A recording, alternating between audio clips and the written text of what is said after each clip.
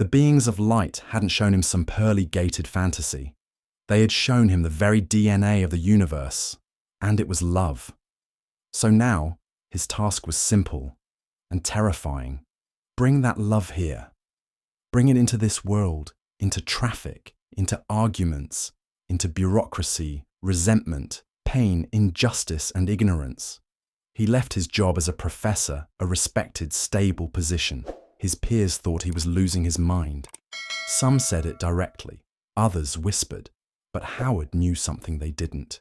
This life, this moment-to-moment journey, it's not just about success or legacy. It's about soul. I couldn't go back to being who I was, he said. That person died in Paris. He pursued theology, not to become religious, but to try and understand, to get closer to what he saw, what he felt. He didn't need to be convinced of God's existence. He had been held by that presence, and that presence had told him to love. So he did. He became a pastor, not the fire and brimstone kind, but the kind who would sit for hours with someone dying in a hospital bed, just to hold their hand.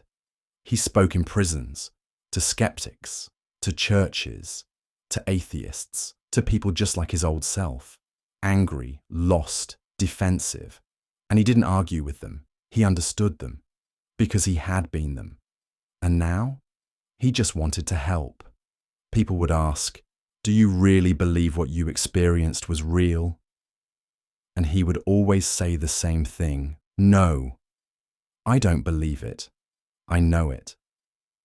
He knew what it felt like to be swallowed by darkness.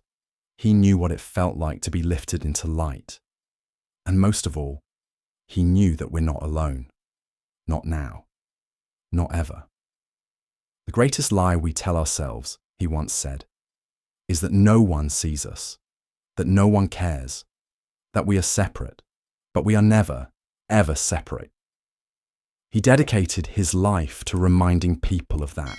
In every sermon, in every quiet conversation, in every moment of service, Howard Storm became the living embodiment of his own message, and perhaps the most remarkable part of his transformation.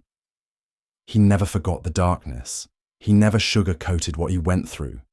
He told people, clearly, that there are realms of pain, realms of torment,